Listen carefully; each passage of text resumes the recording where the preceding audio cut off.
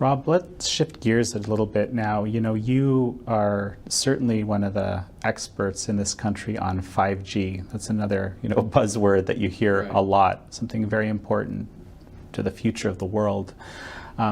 China, and notably Huawei, as the, large Chinese company, has been building into this dramatically, essentially ahead of the US.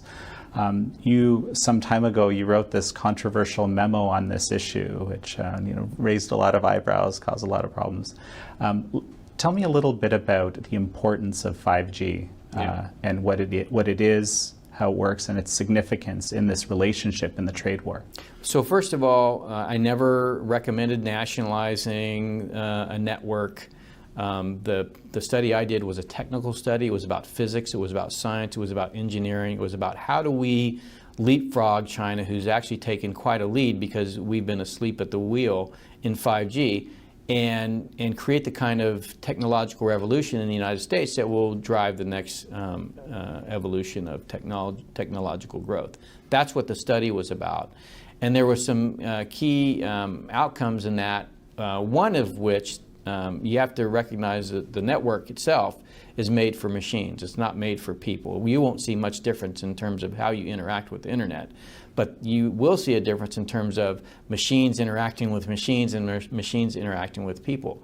The 4G network allows for 10,000 connections per square mile. The 5G network allows for 3 million. Now, we're not going to all of a sudden grow 3 million people above the 10,000 in a square mile in the United States. We have plenty of connectivity for us to talk to each other.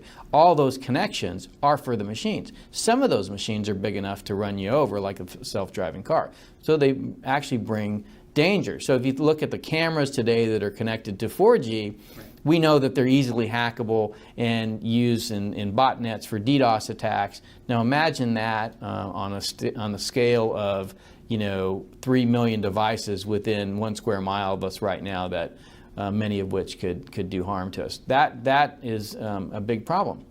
But that's not the only problem. The United States led in 4G.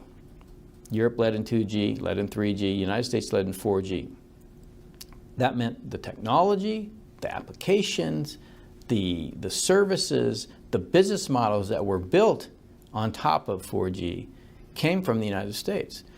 If you think about the mobile market, it was a combination of 4G networks and the smartphone that allowed for, things like Uber and Airbnb and all these different, exponential companies that are changing the way the world works in ways that add value to things.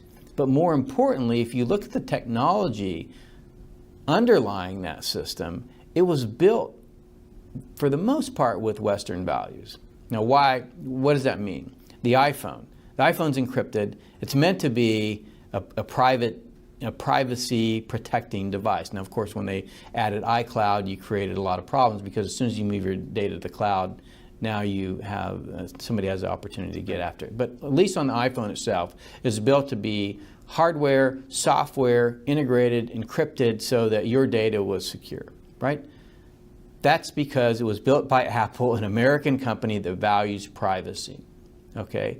So China figured that if the U.S. could lead in 4G, it should lead in 5G, and it, actually started to think about this in 2009, 2008, before 5G even was a thing. Yeah. And the reason was they saw that the West had put their values into technology foundation of mobile computing, and they said, well, we want to control the standards and the technology foundation that drives the 5G world. Why? Well, our companies come from a nation that values privacy. Their companies come from a nation that absolutely does not value privacy. And so if you think about the alternative to the iPhone, which is, say, the Huawei Mate 10, right? Right. The Chinese law says, we need to have access to that. We need backdoors. We need backdoors in hardware, and we need backdoors in software. That's by Chinese law. And so if you look at the systems that are essentially in conflict today, there's two systems that really fundamentally bring this to mind. And one is the general data protection regulation in Europe, and the Chinese cybersecurity law. Now, what is similar about those two laws?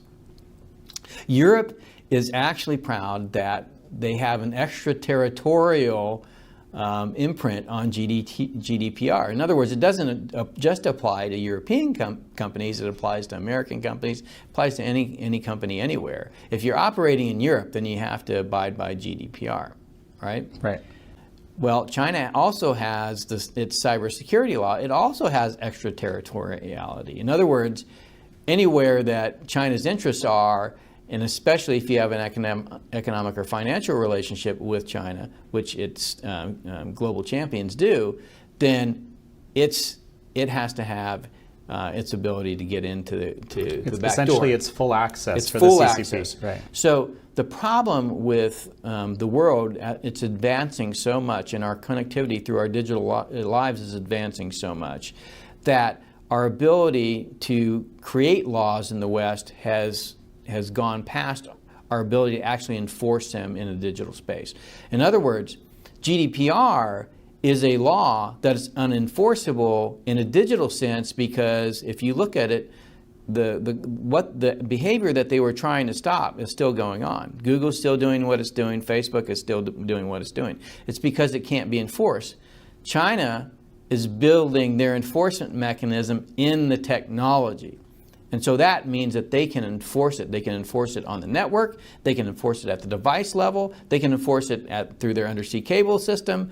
They essentially are taking control of the underlying technological structure, because they recognize that just writing a law is not sufficient in a digital world. You actually need the ability to divert data, to decrypt data, to monitor what's going on. And then if you need to be able to suppress speech, you need to be able to influence populations, you need to be able to influence individuals.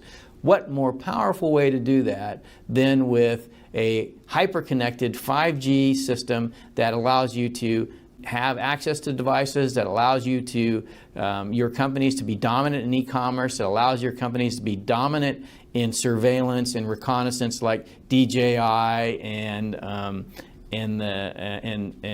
what's the video company?